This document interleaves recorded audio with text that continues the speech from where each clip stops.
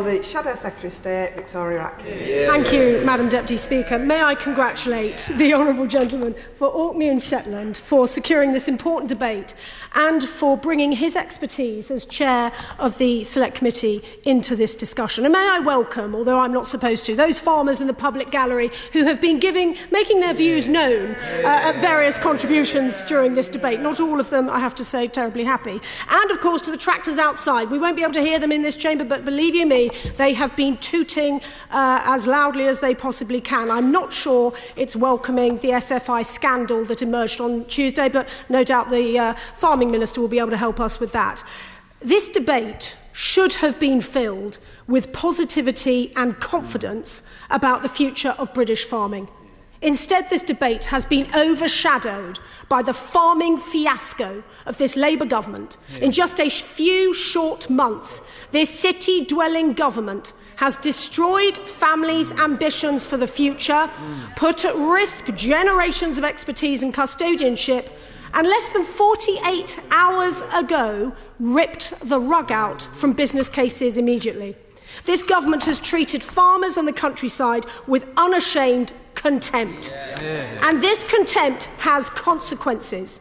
The NFU announced this week that farm business confidence has reached historically low levels. And this was all before the SFI scandal on Tuesday night. New tractor registrations are at the lowest level since 1998. And when I visited Lama in January, the Minister apparently couldn't make it, manufacturers were telling me how people are not investing in new machinery as a direct result of the budget. I'm afraid Robocrop will have to wait for the next Conservative government, because just as the Chancellor inherited the fastest growing economy in the G7 and has ground it down into stagflation, so too the Secretary of State inherited a growing farming sector that has gone through massive change since Brexit, but was seizing the new farming and environmental opportunities available. After a few months of this city-centric government, farming families are feeling ignored, alienated and disrespected, to use the Secretary of State's own words. But where is the Secretary of State? I've been hunting high and hunting low for him, but nowhere is he to be found. He had a major announcement yesterday, but he sent his poor junior minister out to hold the flag because the Secretary of State is missing in action. And so too, where are rural Labour MPs? We've heard about a rebel force. Oh, I wouldn't do that if I were you. We've heard about a rebel force of Labour MPs who are going to stand up to the government on the family farm tax.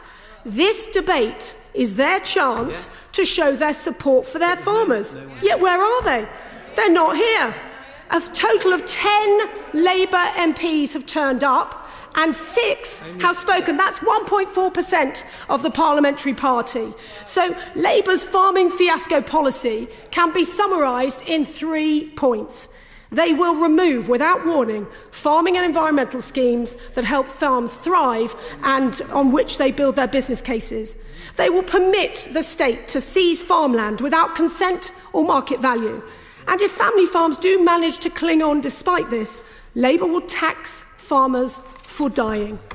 Let us deal with the first of these, the abrupt halting of sustainable farming incentives and the massive cuts to delinked payments. They sneaked the SFI decision out late on Tuesday night before being dragged to the dispatch box by us yesterday. This is a chaotic and inept way for a government to treat taxpayers, businesses and families.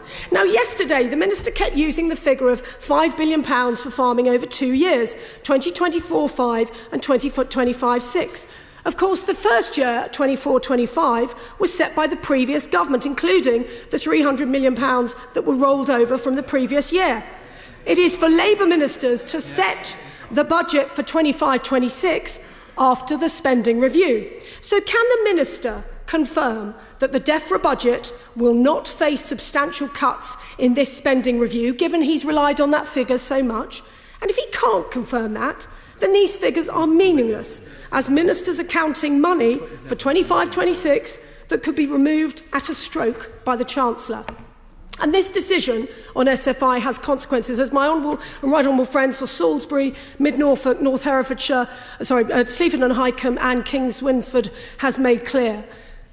David from Gloucestershire, a farmer, has asked the minister if he should simply plough up his farm and turn his back on 25 years of farming with an environmental focus. He says, we're a small family farm. I won't be able to afford environmental principles. Everyone loses, but the environment mostly. And we've heard from honourable members about how their farmers have contacted them because they are facing a financial crisis because of this. Yet the No Farming Minister told them they should be celebrating. Well, again, the tractors outside don't seem to be tooting in celebration at his announcement yesterday.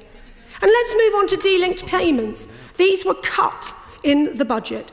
Tens of thousands of farmers who are not signed up to SFI in any of its iterations are still being subjected to a 76% cut in their de-linked direct payments, leaving many in cash flow crisis, including tenant farmers. This wasn't mentioned at all by the Labour members for Shrewsbury, South West Norfolk, Cannock Chase, Suffolk Coastal, St Austell or Middlesbrough South. And an urgent issue facing the industry is the importance of biosecurity to the future of farming. The second case of foot and mouth in Europe is alarming, yet we've heard nothing from the government on this.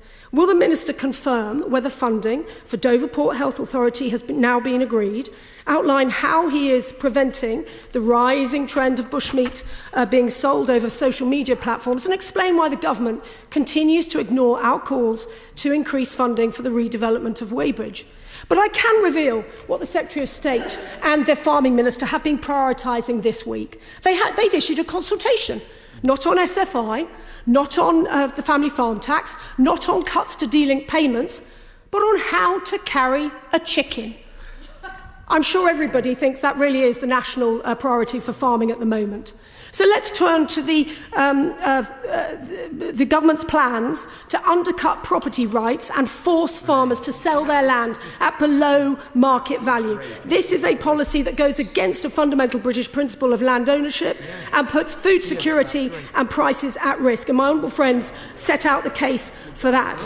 And then we move on to the family farm tax, a tax that the member for North Somerset criticised as being a distraction.